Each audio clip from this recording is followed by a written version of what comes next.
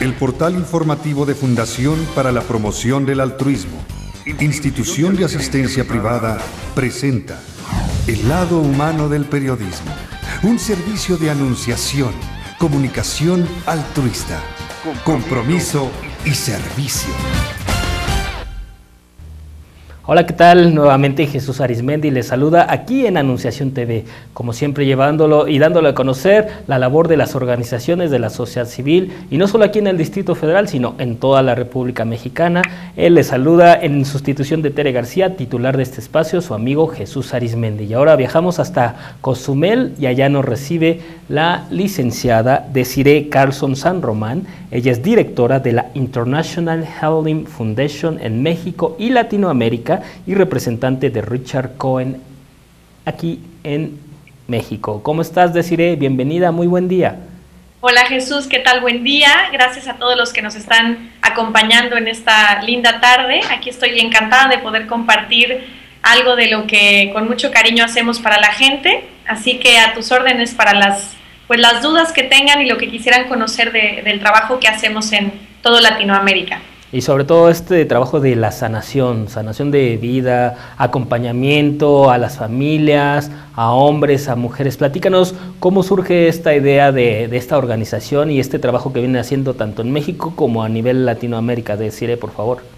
Claro, bueno, en realidad surge como iniciativa de de mí misma. Saliendo de la universidad yo tenía muchas ganas de abrir posibilidades en diferentes temas, y bueno, en el tema de la orientación sexual, que es un tema en el que me empecé a interesar mucho, surgió este deseo de brindar a México y Latinoamérica distintas opciones. Creo que lo que más me ha movido y lo que mueve a Corazón en Movimiento es este deseo de abrir posibilidades, de sumar y de generar sanación a partir de la apertura de las alternativas, más que de la etiqueta y del cierre a formas que a veces nos dicen que son las únicas viables. Entonces, ante esta rebeldía de lo establecido como lo único, pues sale Corazón en Movimiento con este deseo de ofrecer sanación, apertura, espacios de reflexión y acompañamiento a toda persona que quiera descubrirse o redescubrirse, o incluso conocerse o reinventarse si es que no se gusta tanto. Y bueno, esto lo vienes haciendo ya prácticamente desde hace muchos años, prácticamente dices de la universidad. Sí, desde el 2006 empecé a trabajar, y bueno, ahora ya tenemos toda una organización, una red de terapeutas en toda Latinoamérica, enfocados a generar estos espacios, pero sí llevamos 8 años trabajando en esta línea, y lo que hace también novedoso es el recurso que utilizamos, que es el recurso tecnológico, a través del cual, gracias a los espacios que tenemos ahora en línea, podemos llegar a toda la gente y no está limitado por el espacio físico. Entonces nuestro nivel de impacto es muy alto y podemos tener contacto y apoyo para personas de todo el mundo, básicamente. Sí, además eres una mujer muy activa, videoconferencias, talleres, y bueno, andas, como dicen por ahí, del tingo al tango, ¿no? Un poco, en movimiento, como bien lo dice el nombre de la institución. Yo creo que en movimiento, y lo que no se mueve, muere, ¿no? Entonces hay que estar constantemente abiertos al movimiento y a acompañar a la gente, porque el tema humano no se acaba. Entonces también por eso es que no se acaba la chamba que tenemos. Y bueno, ahora un poco hablar de esta forma de sanación. Bueno, trabajan también con niños, jóvenes, adultos, todas personas. Sí, la verdad el enfoque específico es de adolescentes a adultos. Cuando trabajamos con niños, trabajamos en realidad con las familias, y tenemos acompañamiento desde individuos en busca de psicoterapia u orientación, porque algunos buscan solamente la orientación, otros quieren el espacio terapéutico, y también acompañamos a parejas, a familias. Trabajamos con grupos en un modelo que se llama Equiparte, que es un espacio para generar toma de conciencia terapéutica en espacios grupales. Entonces, como que queremos generar, a partir de nuestra filosofía de que el ser humano siempre puede moverse, cambiar y reinventarse, diferentes espacios. Ahorita hablabas de cursos, talleres, conferencias, y el espacio terapéutico como tal, para poder brindar, como facilitar el espacio seguro y también acompañado de especialistas para poder generar esos cambios que la gente busca. Sí, ahorita abordaste un tema muy importante, los adolescentes, ¿no? Bueno, ha habido una transformación en la sociedad mexicana, bueno, otras maneras de ver la vida, de las parejas, etcétera. En ese campo, en ese aspecto, ¿cómo están trabajando con los adolescentes? Porque nos ha tocado ver aquí en el Distrito Federal o en otras entidades del país, bueno, a las parejas de niño, niña, niño, niño, en el metro, en las escaleras, en las escuelas, y bueno, ahí, bueno, ¿qué pasa en esta situación, Desiree? Yo creo que estamos en un mundo que se mueve y que por lo tanto también mueve modas, mueve costumbres y está en constante cambio. Y como tal nos hemos también querido unir a la realidad que se está viviendo y también a la interpretación que se está viviendo de la sexualidad, que en los jóvenes es un tema tan importante dado que están como empezando a relacionar los afectos con la sexualidad y con el contacto con los otros, ¿no? Su manera de relacionarse en pareja o con otros.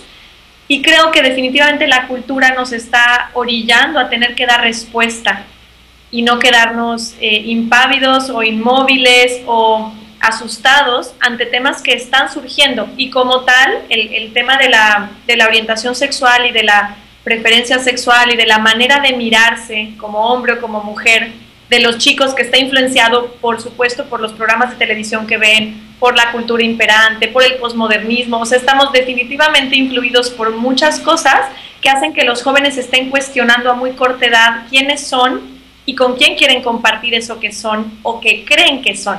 Entonces, el espacio que nosotros brindamos, sobre todo, como yo te explicaba en un principio, estamos queriendo romper estas etiquetas que orillan a tomar decisiones basadas solamente en un aspecto y cerrando cualquier otra posibilidad.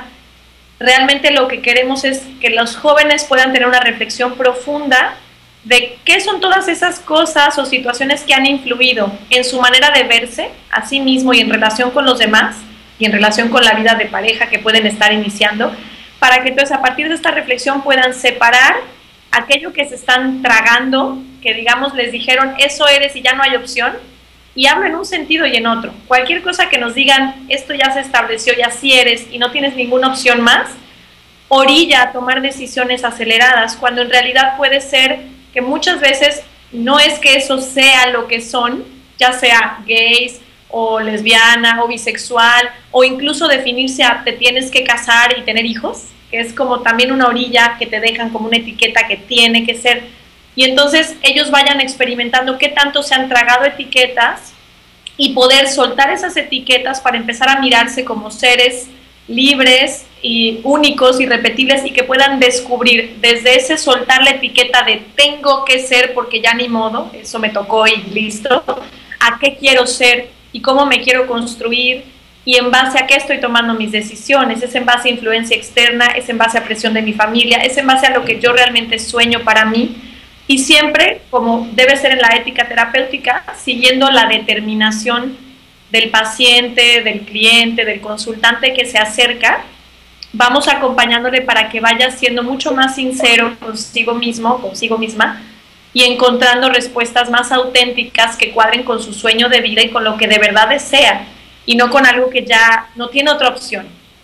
Sí, sobre todo, como dices, estos prejuicios, estas etiquetas que vienen de, bueno, ya de trasfondo, de épocas anteriores, a lo mejor los papás, los abuelitos, ¿no? Y bueno, es una situación complicada. Sí, y sucede, te voy a poner un ejemplo, Jesús, perdón que te interrumpa, sucede, por ejemplo, en el tema de chicos hipersensibles, que nacen con características muy diferentes, donde no concuerdan con el típico comportamiento de lo que se espera del niño, entonces son, no sé, algunos les llaman que son más femeninos, a mí eso me parece incluso etiquetar, pero que vienen con características distintas, formas de relación mucho más afectivas, que son mucho más sensibles al arte, a todo lo que tiene que ver con la belleza y con la sensibilidad en el trato con las personas, y desde muy pequeños, solo por esas características ya son orillados a creer o que tienen una orientación sexual ya específica, o que son diferentes, o que hay que apartarlos, o que hay que asustarse, cuando simplemente están mostrando formas distintas de ver el mundo, que no significa que ya sean gays,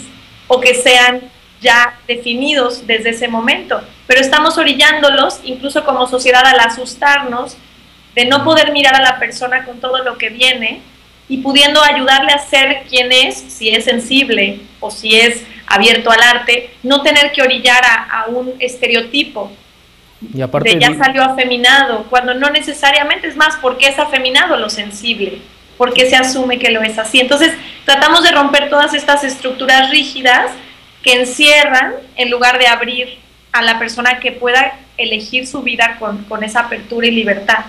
Sí, sobre todo porque se malinterpreta. Digo, uno que es hombre, ¿no? Si veía a un compañero, al amigo, al profesor, o sea, inmediatamente, o sea, etiquetas y que es marica, que no sé qué, no sé cuánto. No, finalmente, digo, desde el punto de vista masculino, ¿no? Siempre estás con esas etiquetas y que ese no le hables que porque esto, que incluso hasta la misma familia, los papás o los abuelos, ay, que tú no laves los trastes, que porque eso es para las viejas y que no sé. Claro, y todavía estamos muy permeados de este tipo de pensamientos que dices, Jesús. Yo estoy totalmente de acuerdo que esto sigue sucediendo y parte del trabajo de nuestra fundación Corazón en Movimiento es buscar transformar esta cultura de etiquetas y de rigidez en esquemas de cómo se supone deben ser las personas, los hombres y las mujeres, para invitar a una suma, ¿no? A una suma de características distintas que no implican que la persona tenga que ser orillada a no cuadrar en lo que se supone son los hombres y las mujeres. Y eso se puede pasar a temas de pareja,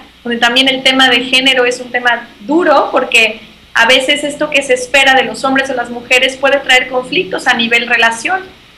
Entonces se puede ir yendo hacia muchos lugares y finalmente todo recae en lo mismo, en el encerrarnos y no posibilitarnos. Y Corazón en Movimiento lo que hace es, a través de diferentes espacios, algunos de ellos terapéuticos, posibilitar a la persona a crearse y a construirse, no fuera de su mundo, porque es verdad que estamos en una cultura, que estamos en un momento histórico específico, y claro que somos parte de él, pero cómo poder seguir siendo libre y seguir siendo como quiero ser en este mundo que parece orillarnos a ciertas cosas. ¿Te parece, Desiree, si vamos a un corte y seguimos platicando, por favor? Por supuesto, Jesús. Adelante, vamos y volvemos.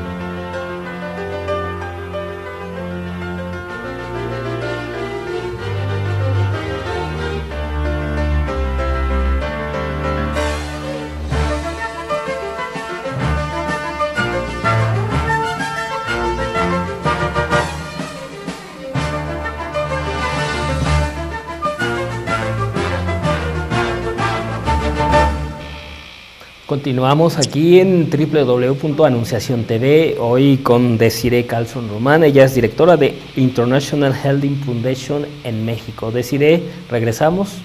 ¿Qué tal? Aquí estoy de nuevo. Gracias a todos por seguir escuchándonos. Los invito a entrar a nuestra página corazonenmovimiento.com.mx y también a nuestro Twitter, Corazón en Mov, y para poder decirnos sus comentarios y que podamos seguir creciendo con ustedes. Sí, sobre todo esa vinculación que tenemos a lo largo de este programa. Han aparecido tu nombre, la dirección electrónica, la página web, el Facebook y el Twitter, bueno, para estar en conexión con otras personas. Y ahora háblame un poco más del campo, bueno, del trabajo que están haciendo en Latinoamérica. ¿Cómo lo vienen haciendo? ¿Desde cuándo? ¿También desde el año 2006 o bueno, ya posteriormente, deciré? El trabajo en Latinoamérica fue un poco posterior. Empezamos en México y empezamos en el 2006 y a partir del 2008 ya comenzamos a hacer lo que te comentaba que eran las redes de terapeutas. Nosotros somos en realidad una organización en línea. O sea, la mayoría de nuestro trabajo, aunque tenemos un espacio físico para ofrecer las terapias en vivo aquí y en el DF y en Guadalajara, la mayoría del trabajo que hacemos es en línea. Por lo tanto, lo que empezamos a ver es que podíamos abarcar muchísimos más espacios y países y la gente empezaba a acercarse de países como Chile, Colombia, Ecuador, Uruguay, Brasil incluso, gente de España, de Italia que hablaba español, de Escandinavia que hablaba español, queriendo buscar acompañamiento, muchos de ellos en el tema de la orientación sexual y deseando posibilitarse con nuevas formas de vivir su sexualidad, en especial el tema de la homosexualidad cuando no se quiere vivir. Y entonces a partir de ahí decidimos empezar a crear un entrenamiento para terapeutas que desearan estar en nuestra red. Por supuesto que seguimos una filosofía propia y una manera de ver al ser humano propia. Entonces, para poder ser recomendados en nuestra página y canalizados los pacientes o los consultantes hacia las personas que quieren trabajar con nosotros, tenemos que hacer un entrenamiento donde a través del entrenamiento obviamente conocen la metodología que nosotros manejamos y nos aseguramos que las personas sean terapeutas o psicoterapeutas o psicólogos certificados y con licencia para poder acompañar y nosotros canalizar en diferentes países. Ya llevamos entrenando a más de 400 terapeutas en todo el mundo. Muchos de ellos se han mantenido en relación y otros simplemente han tomado el curso como una herramienta para su propia práctica clínica y no necesariamente están como nuestra base o nuestra red de terapeutas. Entonces, lo que hacemos es, a través de la red, nos contacta gente de todos los países de Latinoamérica principalmente, aunque también de Europa, y todas las ciudades de México, y canalizamos. Si hay terapeuta en su ciudad, lo canalizamos. Si no hay terapeuta en su ciudad, ofrecemos la terapia en línea o la orientación en línea si apenas están en un nivel inicial, queriendo saber qué es lo que realmente desean. Y también a partir de ahí estamos creando estos entrenamientos en diferentes países. El año pasado estuve en Chile haciendo una alianza con instituciones de Chile.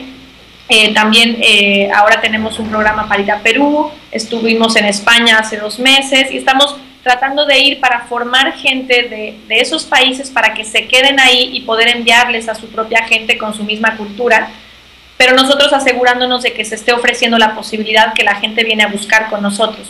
Entonces eso es un poco de lo que vamos generando y creando como una red y alianza, algunas internas y algunas son alianzas externas.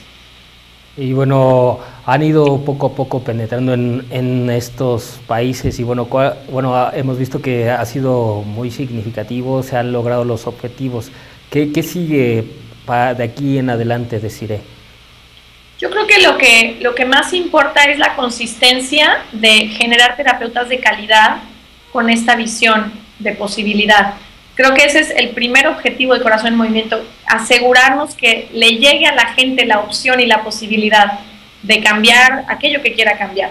Eso es lo principal. Entonces, consolidarnos va a ser como lo siguiente que realmente estamos haciendo y después queremos también crear plataformas que hagan que llegue mucho más fácil y rápido la información a la gente, no necesariamente a través de la terapia, sino a través de recursos tecnológicos en línea, donde haya espacios gratuitos también para que la gente pueda solicitar orientación en línea y ese es como el siguiente proyecto al que queremos llegar para que de verdad esto pueda ser para todos y no solo para algunos y también al mismo tiempo crear alianza con instituciones sobre todo públicas, aunque también privadas, que se abran esta posibilidad para que los jóvenes y los adolescentes que están precisamente en esa disyuntiva de vida, queriendo decidir hacia dónde se quieren ir encaminando, poder tener esta opción como una opción más, no como la única, ni como la verdadera, sino como una opción que algunos pueden desear y querer. Entonces nuestro trabajo va a ir muy encaminado también a crear alianzas estratégicas para poder empezar a hacer que llegue esta información a toda la gente y ser, como le decimos, es una psicoterapia sin fronteras y para todos. Entonces, por eso en línea es una opción de que el espacio físico no sea una limitación para aquellos que no pueden tener en su ciudad o en donde viven aquel espacio. Y luego, por supuesto, haciendo las alianzas con instituciones, poder llegar a instituciones en donde la gente no tiene acceso al Internet y no puede tampoco tener el espacio de orientación en línea y que pueda tener a la gente formada en sus propias instituciones públicas. Y bueno, comentabas que ya son más de 400 terapeutas, pero aparte, pues, a través de los cursos y de los talleres que están ofreciendo, ¿cuántos jóvenes se han pasado por ahí? Y bueno, sobre todo, bueno, dices, ¿son gratuitos o tiene algún costo significativo? No, depende. O sea, en general sí hay un donativo que se realiza para la terapia, tiene que haber un costo, y para los eventos que hacemos algunos eventos de bajo costo como conferencias o talleres, y algunos que sí cuestan y son seminarios o talleres de sanación. Y lo que nosotros hemos atendido o hemos tenido contacto con más de 4,000 jóvenes y adultos que han pasado o a través de la terapia o a través de algunos de nuestros talleres en estos 7 años de trabajo que hemos llevado realizando. Entonces, la verdad, el impacto es muy alto y queremos que sea aún más alto a través de estos recursos mucho más fáciles, porque la psicoterapia, para que alguien se acerque y decida, tiene que haber verdaderamente un deseo claro de cambio para donde quiera, pero tiene que decidirse y comprometerse. Y además invertir, porque por supuesto que se invierte tiempo, energía y dinero. Y entonces no para todos llega. En cambio, cuando podamos lograr estas alianzas para llegar de forma gratuita a instituciones públicas o que la gente pueda consultar gratuitamente, al menos en un periodo de orientación, aunque no sea psicoterapia, poder ofrecer que este impacto sea para todos. Y más o menos, ¿cuál es el costo de estas psicoterapias, estos talleres? El costo aproximado es como las terapias en general, que son de 500 pesos, varía dependiendo del terapeuta que sea, la especialidad que tenga y el honorario que cobre. Entonces, el promedio es de 500 pesos, en algunos varía y es de 250, 400, en otros es de 800. O sea, como que varía dependiendo de la especialidad y lo que el terapeuta cobre, porque ahora, como somos una red, los terapeutas cobran según sus honorarios, no estamos todavía sistematizados a un precio específico de la fundación, que eso es hacia donde queremos dirigirnos, tener contratada gente completamente de tiempo completo para que se pueda homologar y se pueda ofrecer un mismo precio a todos. Y bueno, y de estas personas que se han acercado con ustedes, ¿son más jóvenes, más adultos o gente de edad media? Yo creo que un porcentaje sería como un 60% de jóvenes entre 14 años y 28 años, aunque jóvenes también siguen siendo todos. Seguimos siendo a los 50, a los 60 también somos jóvenes, pero muchos también son padres de familia que tienen hijos con cuestionamientos personales de vida o de su sexualidad. Y ese es un 40% de padres de familia o parejas que se acercan solicitando acompañamiento, en un principio para sus hijos, y por supuesto que en el camino tienen que empezar a trabajar ellos para poder acompañar a sus hijos. Y bueno, sobre todo, bueno, estas son algunas de los temas que, bueno, por los que más se acercan sobre orientación sexual, ¿o qué otro tipo de cuestiones? Pues mira, yo creo que sí, el 50% de los casos llegan por un tema de sexualidad, y el resto vienen temas diversos, desde autoestima, sentido de vida, mejora en las relaciones interpersonales. Eso es mucho, también es mucho una terapia relacional para buscar mejoras en la intimidad y en el encuentro en las relaciones de pareja, de familia, de los padres con los hijos. También tenemos mucho gente que viene con dudas de proyecto de vida, que no saben hacia dónde quieren dirigirse, que no saben el sentido de su vida. También tenemos temas de duelo, temas de suicidio o de dudas de si la vida vale la pena vivirla o no. también se acerca gente con trastornos alimenticios. En realidad, yo creo que la mitad de la gente que se acerca porque nos conoce como especialistas en el tema de la orientación sexual, y la otra mitad se acerca en temas variados de crecimiento y de superación, y algunos en crisis, por supuesto. Claro, y bueno, a mí sí me gustaría un poco, bueno, a los que somos padres de familia y que tenemos niños chiquitos, ¿cómo hablarles a tus hijos, bueno, en ese sentido de la sexualidad? ¿De sexualidad o de homosexualidad? Es que no escuché bien. Bueno, de sexualidad. De sexualidad. Yo creo que el tema más importante con la sexualidad es visualizar que sexualidad no es la genitalidad que a veces creemos. La sexualidad es toda mi forma de manifestarme ante el otro. Es toda una forma de ser y estar en el mundo con los demás. Entonces, la sexualidad se manifiesta en cada palabra, en cada acto, en cada forma de conducirme ante los demás. Entonces, creo que lo principal es que se desmitifique mucho el tema de que hablar de sexualidad con los hijos es hablar de genitalidad o de coito o de relaciones sexuales o de cómo nacen los bebés. Ese es como un aspecto pequeñito de lo que implica la sexualidad, pero la sexualidad es más bien toda mi forma de encontrarme con los demás, de encontrarme con aquel que es diferente que yo o aquel que es igual que yo. Y esto tiene mucho que ver como los padres se dan cuenta de su propia sexualidad y su propio encuentro con los demás, si se limitan o se abren, si se entregan o se resisten, si son auténticos o fingen en su relación con los demás, y todo eso ya habla de un manejo de la sexualidad, con temor o con apertura, con culpa de quién soy o con deseo de mostrarme. Y ya de ahí, entonces, es mucho más fácil abordar el tema de cómo están viviendo los hijos estos cambios, de tener que encontrarse más íntimamente con los demás. Desiree, hacemos una pequeña pausa y regresamos contigo, por favor. Por supuesto.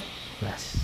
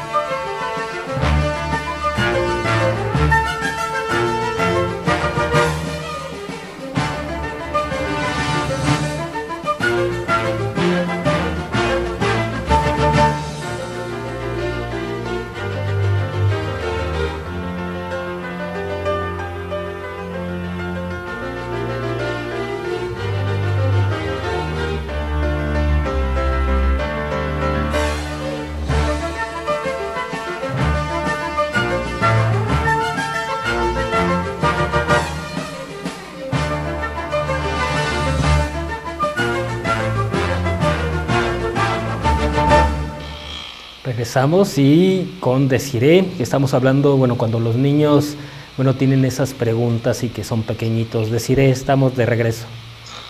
Pues muchas gracias por seguir aquí acompañándonos y creciendo juntos. Estábamos compartiendo la importancia de mirar la sexualidad para poder compartirla con los hijos y poder expresar las dudas frente a los padres también, el poder primero quitarle el mito de que es únicamente un tema de genitalidad o un tema de sexo en sí mismo, como ese encuentro sexual nada más, sino que es todo un encuentro con las otras personas. Entonces no sé si quieres continuar por aquí, Jesús, o quieres dirigir hacia otro lado la entrevista. Sí, la verdad sí es muy interesante esto, y bueno, sobre todo cuando lo ven en la televisión o lo escuchan en programas o en comerciales, ¿no? Bueno, sobre todo digo, yo tengo niñitos de 6 años y una que está por cumplir 8. Y ya ves que los chicos de ahora pues están súper revolucionados con un chip y ¿por qué esto? Y luego los programas y bueno, ahí sí saltan muchas dudas, ¿no? Y bueno, cómo encaminar a los padres de familia y bueno, hacerles saber las correctas cosas, ¿no? Bueno, cómo hablarles bien, ¿no? Como antes que las abuelitas, ay, no, que esto, que el otro, ¿no? A los órganos sexuales le llamaban de otra forma, ¿no? De que el pizarrín y cuestiones de ese tipo, ¿no? Entonces, hablarles con... Sí, ahora es muy recomendado por muchas de las escuelas de psicología y de orientación para padres el hablar con la verdad con los hijos y el no tratar de crearles ni nombres falsos ni cuentos falsos y ayudarlo a hacer con el mayor realismo. Ahora, para poder hacerlo con realismo y naturalidad al mismo tiempo, que yo le puedo llamar a las cosas por su nombre, pero si yo como papá tengo muchos miedos y muchos tabús todavía con este tema, aunque yo intente decirlo con todas las palabras que van, la sensación que voy a generar en mis hijos es de que es un tema al que se le debe temer, o al que se le debe tener como ahí guardadito, o al que se debe hablar con mucho cuidado. Yo creo que hablar de sexualidad es como hablar de me peleé con mis amigos, es como hablar de los genitales, es como hablar de la cabeza, de la cara, de las piernas y mi posibilidad de caminar. Es el poder convertirlo en algo natural porque lo es y porque no podemos escaparnos de la sexualidad, aunque nos asuste hablar de ella. Yo creo que nos asusta porque tiene muchas implicaciones a diferentes niveles, ¿no? Implicaciones relacionales, familiares, sociales, morales. O sea, creo que se le ha cargado de tantas cosas que claro que asusta cualquier tema de sexualidad. Pero hablar de sexualidad es como hablar de otros temas, y cuando los padres logran hablar con los hijos de eso que no podemos huir, porque encontrarnos con los otros va a ser algo que vamos a hacer desde que nacemos. Nacemos encontrándonos y conectándonos con otros. Que luego nos conectamos con el tema de la pareja más grande es otra cosa, pero empezamos a aprender a acercarnos o alejarnos, a mostrarnos o no, desde que nacemos. Entonces la sexualidad se está enseñando desde cómo me relaciono con mis hijos. Tengo miedo de acariciarlos porque siento que va a tener una connotación sexual, o me atrevo a acariciarlos sin connotación sexual porque les amo y los enseño que las caricias son algo natural y bien intencionado, o al revés, temo acercarme a ellos porque tengo miedo por mi propia experiencia o mis conceptos que se vaya a sexualizar. Se ha comprobado que muchos padres de adolescentes mujeres, por ejemplo, temen tanto a su propia atracción hacia sus hijas, que puede suceder por el tema de que soy un hombre y hay una mujer enfrente que se ha convertido de niña a mujer. Si no han resuelto sus propios asuntos sexuales, es probable que teman estar cerca. Y entonces a veces las niñas sienten abandono porque el papá, de ser muy cariñoso y muy juguetón y tenerla en los brazos y cargarla, de repente cuando ella desarrolla, ya no la vuelve a mirar ni a tocar por su propio temor. Y entonces, en lugar de vivirse como un éxito, el que crecí, el que me desarrollé, se vive como un enemigo porque me aleja de mi papá, en algunos casos. Entonces, creo que el tema de la sexualidad tiene que ver con la naturalidad y la implicación en toda la vida que tiene, y poder hablar de ella para que entonces los hijos puedan acercarse con esas dudas. Por ejemplo, ahorita que hablabas del tema del pene, o que le llaman pirrín, o que le llaman chiqui chiqui, chucu chucu, y le ponemos estos nombres, creo que empezar a hablarlo desde que se los enseñan es una forma de decirles, no es algo de lo que debes avergonzarte, es algo bello. ¿no? Y es algo que te hace hombre o que te hace mujer, que te hace parecido a papá, que te hace parecida a mamá, y es algo que te hace genial, ¿no? Y no le tienes que explicar todo lo demás, a cada uno a su nivel y a lo que te va pidiendo. Me acuerdo que un niño un día llegó y preguntaba, yo estaba embarazada y me preguntó, ¿por dónde nacen los bebés? ¿Por cuál hoyito? ¿Por el de la pipí o el de la popó? Tenía muy claro que tenía que haber, y era un niño de 4 años. Y entonces, claro, los papás nos asustamos, pero es la verdad, es una parte más del cuerpo. No, pues tiene un lugar específico para nacer los bebés. Es un hoyito distinto que es solo para los bebés cuando nacen. Perfecto. Y entonces no tenemos que explicar todo, pero tampoco tenemos que mentir y decir, no, sale por la pancita o...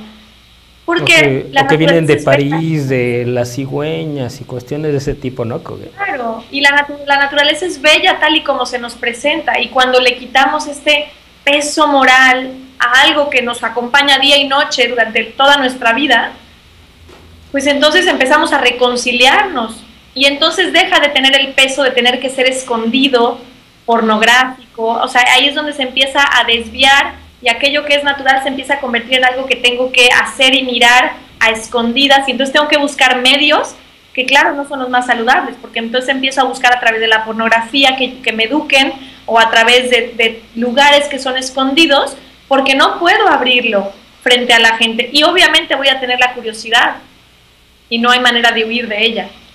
Y bueno, hablamos hace rato de las caricias por parte del papá o del tío, pero muchas veces, hay personas, que abusan sexualmente de los chicos o de las chicas. Ahí, ¿cómo manejar eso, Desiree? Claro, yo aquí estoy hablando de familias en donde no hay abuso sexual. Cuando hay un abuso sexual y alguna persona lo sabe, lo más importante es romper el silencio en los hijos. Lo más importante es que, y si no eres el padre, si no eres un conocido, un tío, un hermano, lo que le da fuerza al abuso sexual para que permanezca es el silencio y el secreto. Una vez que el niño o la niña lo expresa a alguien protegido, a alguien que le va a escuchar y no le va a decir no te creo, en ese momento empieza a empoderarse y empieza a poder resolverlo o prevenirlo a futuro. Entonces, la manera de, obviamente, cuando hay una cuestión de abuso sexual en la familia, no se recomienda para nada que esa persona insegura esté cerca del niño o de la niña.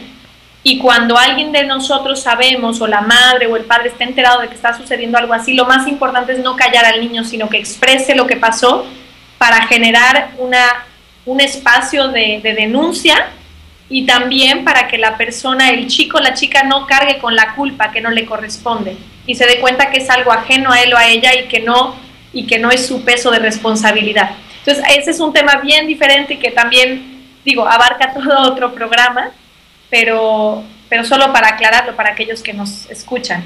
¿Y cómo decirles a los hijos, oye, pues este tipo de caricias así, o cómo es esa orientación?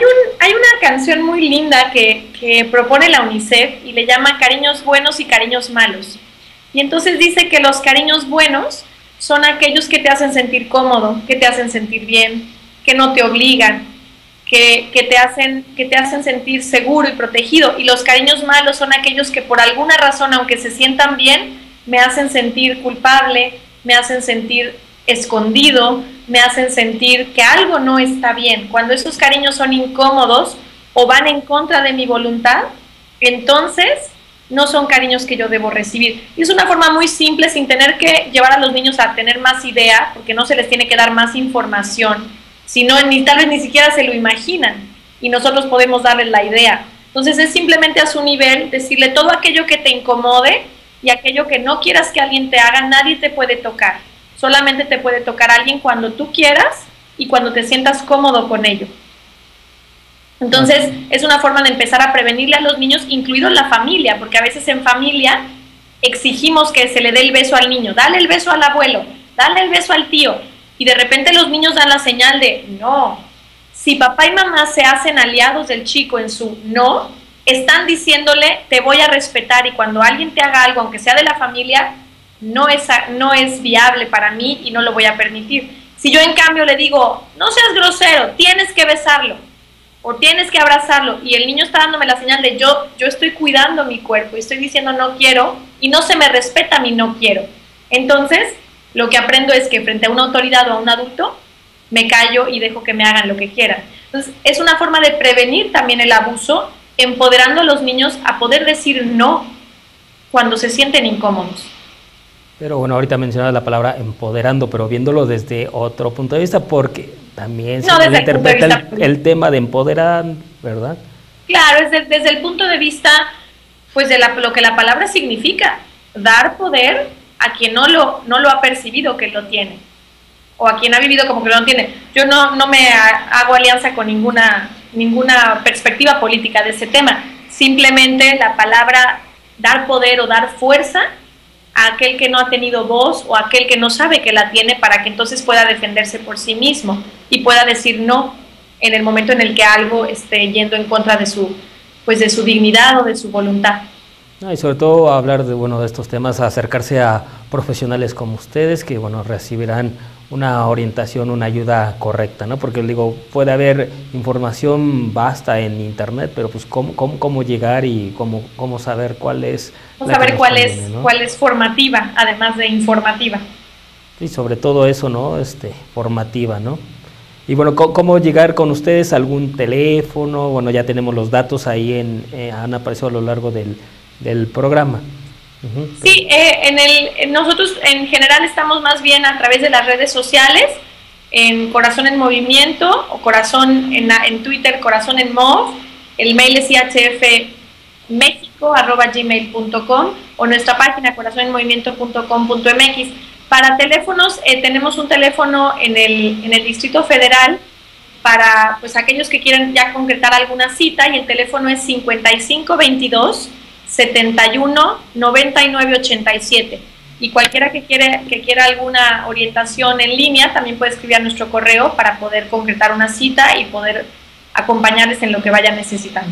Increíble, que va a haber muchas personas que pues, se van a comunicar con ustedes, sobre todo este trabajo profesional que están haciendo, y una ayudadita es de mucho, y sobre todo romper mitos, y hablar claramente de este tema, como ya lo hemos dicho, Desiree.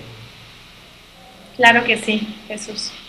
Bueno, pues yo agradezco el que hayas mantenido esta conversación con nosotros y conocer el gran trabajo que estás haciendo desde Cozumel, y a todos estos países de Latinoamérica al que estás llegando. Muchísimas gracias. Les agradezco muchísimo la invitación y estaré encantada de poder acompañarlos de nuevo con todos los que los ven. Y muchos saludos a toda la gente en casita. Quedo a sus órdenes para cualquier cosa. Así será, Desiree. Muchísimas gracias y que estén muy bien. Hasta luego, Jesús. Hasta la próxima. Se despide su amigo Jesús Arizmendi en sustitución de Tere García en este espacio de Anunciación TV. Pásela bien haciendo el bien. Sí hay soluciones. Aquí, en el portal informativo de Fundación para la Promoción del Altruismo, Institución de Asistencia Privada. El lado humano del periodismo. Un servicio de anunciación, comunicación altruista. Participa en Facebook. En todo México somos hermanos. Y síguenos en Twitter, @Todo México Somos.